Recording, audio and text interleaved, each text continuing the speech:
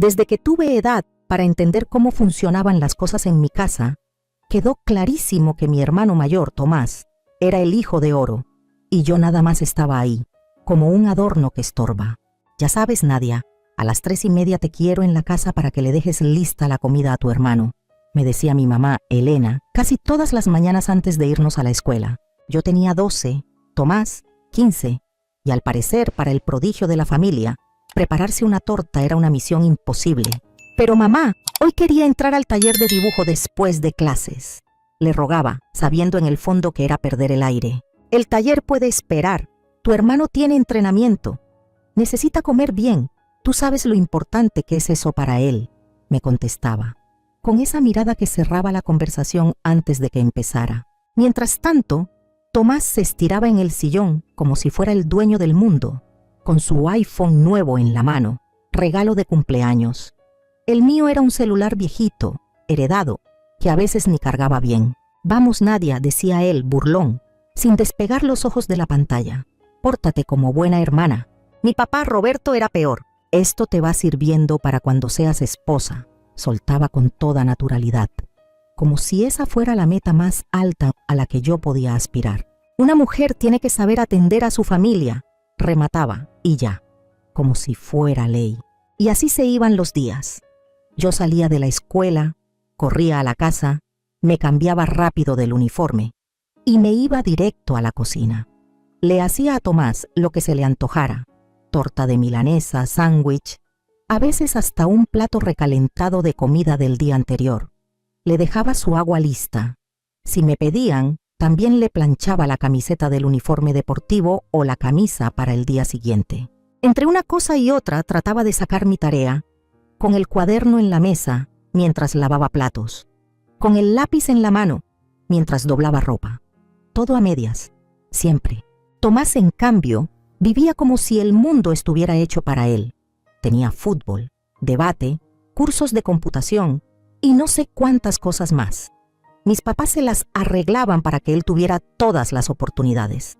Yo, si acaso, tenía permiso de respirar. La única persona que parecía verme de verdad era mi abuela paterna, Rosalía Pérez, a la que todos le decían Doña Rosita. Su casa en Coyoacán era mi refugio. Cada fin de semana que podía, agarraba mi bicicleta y me iba. Salía temprano, cuando todavía había poco movimiento, y pedaleaba unos 40 o 50 minutos por calles arboladas, como si me persiguiera algo. En cuanto veía su portón y el pasillo hacia el patio, sentía que por fin podía soltar el aire. «Ahí viene mi niña», me gritaba desde su jardín, con su cabello canoso brillando al sol. En esa casa no había jerarquías. No existía el hijo de oro. Solo había calor, galletas, café y un cariño que no venía con condiciones. La casa de mi abuela era antigua, de esas con pisos que crujen, barandales de madera, vitrales y muebles que tienen historia. Había detalles imperfectos, una pared con pintura descarapelada por aquí, una ventana que se atoraba por allá. Pero yo amaba cada rincón. Se sentía más hogar que nuestra casa bonita en Coapa, que siempre estaba impecable pero helada. Lo que hacía especial ese lugar no era solo la casa, era mi abuela. En Navidad, cumpleaños o una visita cualquiera, Tomás y yo recibíamos lo mismo. Misma cantidad de galletas, el mismo abrazo, el mismo trato. Eso a Tomás lo volvía loco. Nunca se me va a olvidar el día que todo explotó. Era el cumpleaños número 16 de Tomás. Mi abuela nos llamó a los dos a la sala. Tenía 2 cajas iguales. Eran tabletas nuevas, bonitas, y sí, idénticas. Tomás las vio y en segundos se le transformó la cara. ¿De verdad? Se levantó del sillón, rojo de coraje. A nadie le va a dar lo mismo que a mí en mi cumpleaños. Mi abuela estaba sentada en su sillón, tranquila, con las manos descansando en el regazo. Tomás, yo los quiero igual a los dos. Pero no es justo, alzó la voz, ya sin control. Mis papás siempre me dan cosas mejores. Ellos sí saben que yo me lo merezco. Yo soy el de las calificaciones, el del deporte, el del futuro. Nadia, pues nada más existe. Sentí como si me hubieran dado una cachetada. Yo me quedé callada, con un nudo en la garganta, pero mi abuela se paró. No era una mujer alta, pero en ese momento se hizo enorme. Tomás Roberto Pérez, dijo, bajito, pero con una firmeza que cortaba. En mi casa no vuelves a hablar así de tu hermana, ni aquí ni en ningún lado. ¿Me escuchaste? Tomás apretó la mandíbula, agarró su chaqueta y salió azotando la puerta, tan fuerte que hasta se movió la vajilla del aparador. Yo pensé que ahí quedaba, pero no. Al día siguiente, mi abuela llegó a nuestra casa sin avisar. Yo estaba arriba, sentada en las escaleras, y escuché su voz en la sala, clara como si estuviera a mi lado. Lo que están haciendo con estos niños es inaceptable. Ya estuvo de favoritismos. Doña Rosita, nosotros hacemos lo mejor para los dos, intentó defenderse mi mamá. ¿De veras? ¿A eso le llamas lo mejor? Mi abuela no levantó la voz, pero se sentía fría. Hubo un silencio y luego dijo algo que me dejó helada. Si quieren que yo siga apoyando económicamente, las cosas tienen que cambiar. Yo no podía creer lo que estaba oyendo. Esa noche, más tarde, escuché a mis papás hablando en su cuarto. No podemos perder su apoyo, decía mi mamá, nerviosa.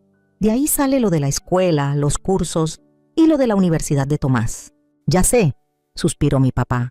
Vamos a tener que darle algo a Nadia también, solo para que tu suegra esté tranquila. Y así de un día para otro, mi vida cambió, pero no por amor, por dinero. En una semana ya estaba inscrita en clases de piano, las que llevaba pidiendo desde los 10. Una mañana encontré un iPhone nuevo sobre mi mesa de noche. En la cena, de repente mi mamá me preguntaba, ¿y cómo te fue hoy? Hasta fueron a un festival de la escuela donde yo participaba, y se pararon ahí como si fueran los papás más atentos del mundo. La siguiente vez que fui a casa de mi abuela, ella estaba en el jardín podando sus rosas. Me vio llegar y sonrió, de esas sonrisas que dicen yo sé. ¿Qué crees, mi niña?, me dijo, con las tijeras en la mano. A mí me informan en qué se gasta cada peso de lo que yo doy. Y parece que ahora tus papás ya están tomando mejores decisiones. Me quedé viéndola sin saber qué decir. Luego ella soltó suavecito. Es raro, ¿verdad?, cuando uno se da cuenta de que el cariño de algunos viene con condiciones. Yo asentí, porque así era. Mis papás hacían el esfuerzo, sí. Compraban cosas, preguntaban, fingían interés. Pero cuando Tomás entraba a la habitación, se les iluminaban los ojos de otra forma. Con el tiempo, aprendí a aceptarlo. Al menos ya tenía mis clases de piano, y ya no pasaba todas las tardes siendo la sirvienta de mi hermano. A veces es más fácil aceptar lo que hay, que vivir esperando un milagro. Cuando Tomás se graduó de la preparatoria y lo aceptaron en una universidad en Querétaro, mis papás hicieron una fiesta como si hubiera ganado el Premio Nacional de algo. Invitaron familia, dieron discursos, presumiendo al orgullo de la casa.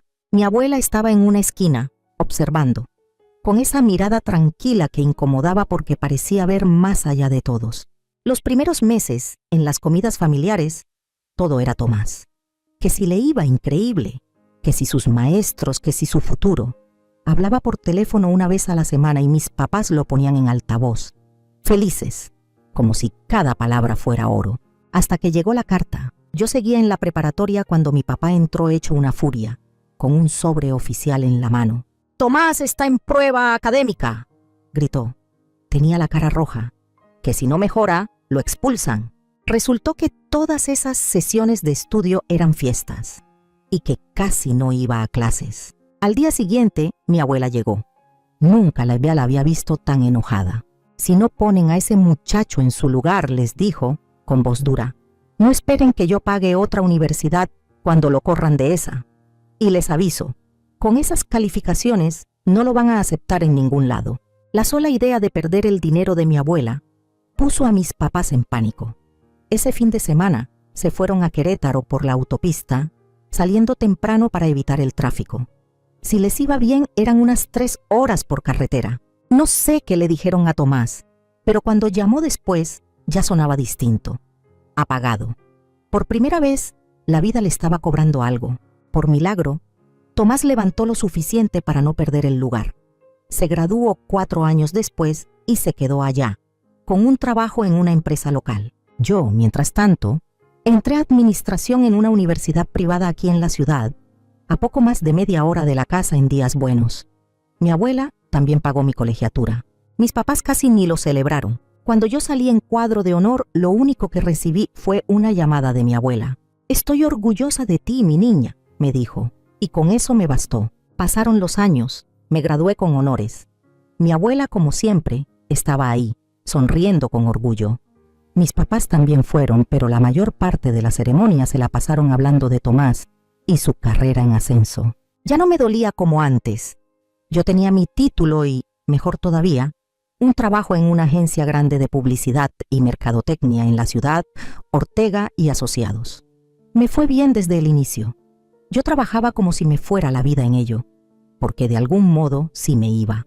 Cuando mi abuela falleció, sentí que el mundo se detuvo. El día del funeral no podía dejar de pensar en su jardín, en quién iba a cuidar ahora sus rosas. Una semana después, nos citaron en la notaría para leer el testamento. Tomás llegó con traje caro, pero se veía raro, como niño disfrazado de adulto.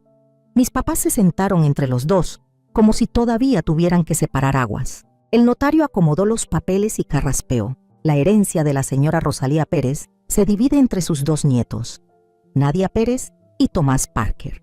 Tal como ella lo dejó establecido, uno recibirá la casa de Coyoacán y el otro recibirá la cantidad de 10 millones de pesos.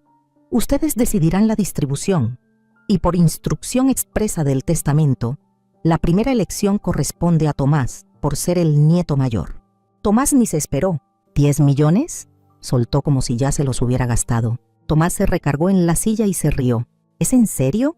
¿Quieren que yo me quede con esa casa vieja, toda húmeda? No, gracias.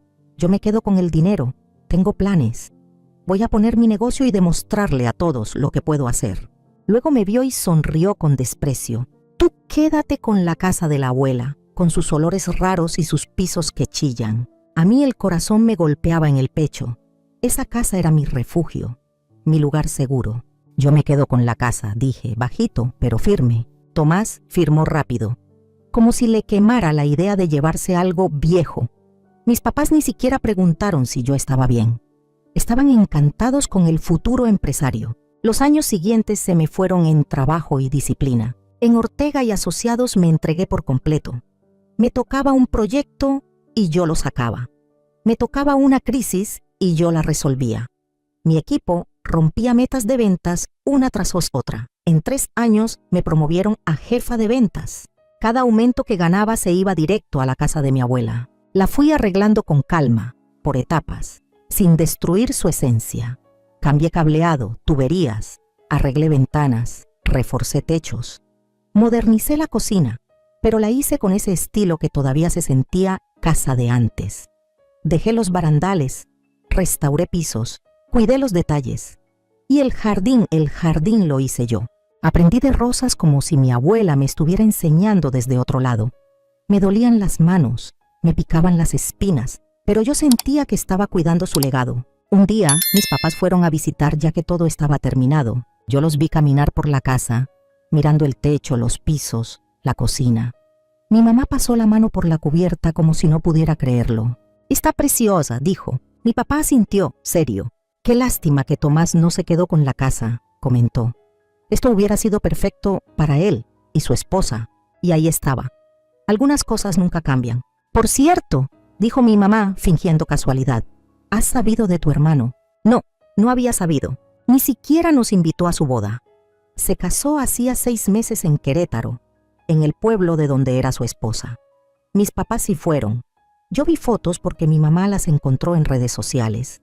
Tomás de smoking, su esposa Rebeca toda arreglada, vestido de diseñador, sonrisa de revista.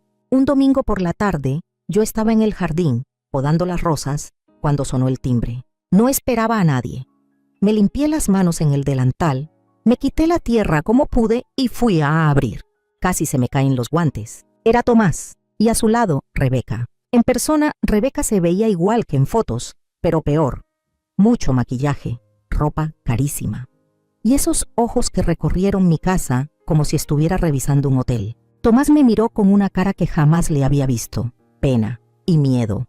«¿Podemos hablar a solas un momento, Nadia?», me dijo.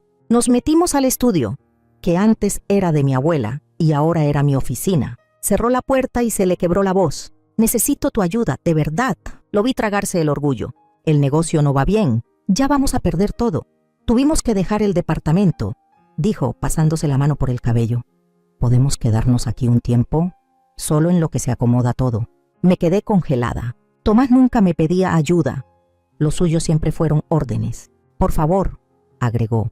Y por primera vez en años vi a mi hermano y no al hijo de oro. Está bien, me escuché decir, pero solo temporal. A la mañana siguiente volvió a sonar el timbre. Esta vez eran mis papás, casi brincando de emoción. Vinimos en cuanto Tomás nos dijo mi mamá, y se metió sin esperar a que yo la invitara. Fue directo con Rebeca. Qué gusto conocerte por fin. La abrazó como si fuera celebridad. Las 2 horas siguientes yo fui invisible. Serví café porque mi mamá lo pidió como si yo fuera la empleada. Escuché a Rebeca contando historias de su familia, de contactos, de lugares, de eventos. Mis papás se deshacían en sonrisas. Nadia, me llamó mi mamá cuando yo iba a la cocina. Haznos algo de comer, algo rico. Rebeca está acostumbrada a comida más elaborada. Y ahí empezó el infierno otra vez. Durante las semanas siguientes yo llegaba cansada del trabajo y encontraba a Tomás y Rebeca tirados en mi sala, esperando que la cena apareciera por arte de magia. Una noche Rebeca ni me volteó a ver. ¿Y la comida?, preguntó, viendo su celular. Nos estamos muriendo de hambre.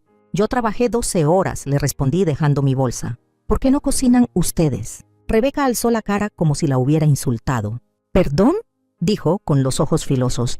Deberías estar agradecida de que te dejemos quedarte aquí. Lo mínimo es que hagas comidas decentes. Me volteé hacia Tomás, confundida.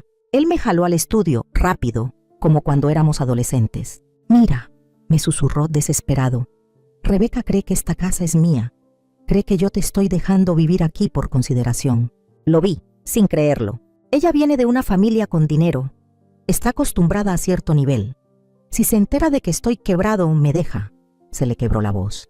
Por favor, no le digas. Yo me quedé helada. Mi hermano, el que siempre tuvo todo, ahora pidiéndome que mintiera para sostener su teatro. Está bien, dije al final. No se lo digo. Pero me respetan en mi casa. Ya no quiero exigencias ni malos modos. Sí, dijo él, rápido. Gracias, Nadia. Te lo juro. Y sí, dejó de exigirme comida, pero entonces empezaron a pedir comida de los lugares más caros. Yo llegaba y veía bolsas y envases por toda mi cocina. Sushi, cortes de carne, cosas que olían a dinero. Rebeca se sentaba en mi sillón, comiendo como si estuviera en un restaurante, sin ni siquiera saludar. La verdad, yo no preguntaba, estaba cansada, y al menos ya no me tenían de cocinera. Yo agarraba algo sencillo cerca del trabajo, o me preparaba algo rápido, y me subía a mi cuarto. Parecía que, con distancia, se podía sobrevivir, hasta que llegó la llamada. Nadia, dijo mi mamá con ese tono que solo usaba cuando iba a pedir algo, tenemos que hablar de los gastos de comida de Tomás y Rebeca. ¿Qué gastos?, pregunté. Ya presentía el golpe. Pues Tomás nos dijo que tú ibas a cubrir eso, que al final del mes. Mi mamá siguió como si fuera lo más normal. En estas semanas ya van como 45,000 pesos y yo lo he estado pagando con la tarjeta.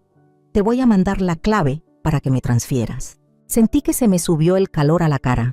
¿Qué?, dije, y casi se me cae el café. Es que no los puedes dejar sin comer, contestó mi mamá.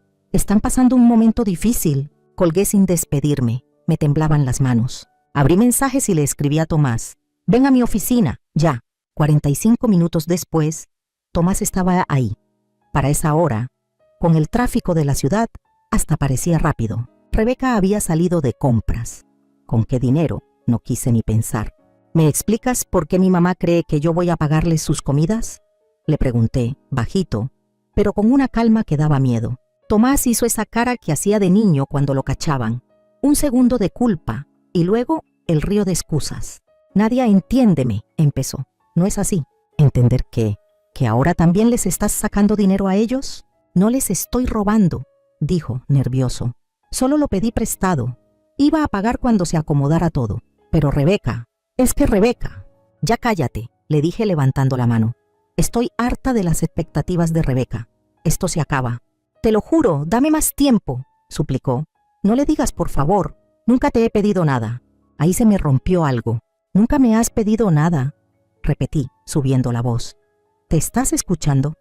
Mi infancia entera fue atenderte. Y ahora vienes. Te instalas en mi casa, mientes y además usas a mis papás como si fueran un cajero. Lo sé, dijo, con las manos arriba. Perdón, de verdad. Una oportunidad más. Yo me encargo de los restaurantes, te lo prometo. Lo vi. Vi a mi hermano hecho pedazos, sosteniéndose de un hilo. Y no sé si fue lástima o cansancio, pero dije, una oportunidad, una. Y no pago ni un peso de esas cuentas, ni un peso, Tomás. Los 2 meses siguientes fueron una rutina incómoda. Yo trabajaba, dirigía mi área, regresaba a mi casa y parecía que había pasado un huracán. Vasos, bolsas, zapatos, perfumes, cosas tiradas. Y yo, en las noches, recogiendo y limpiando lo que no era mío.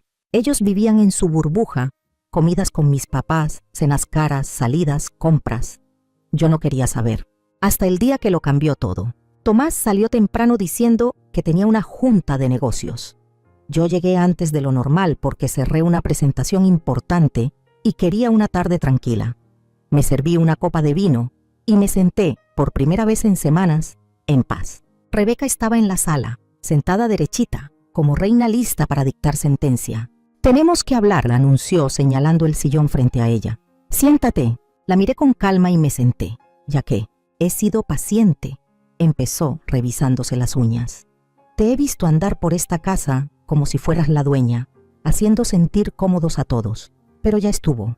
Parpadeé. «Perdón, de ahora en adelante nos vas a pagar 35,000 pesos al mes de renta», dijo, sonriendo apretado.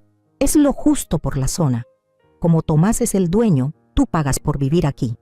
Y vas a retomar tus obligaciones de cocinar y limpiar. Esta casa está hecha un desastre. Y como tú eres la que vive aquí». No pude contenerme. Me empecé a reír. Pero reír de verdad, con lágrimas. No por chiste, sino por lo absurdo. Rebeca se puso roja.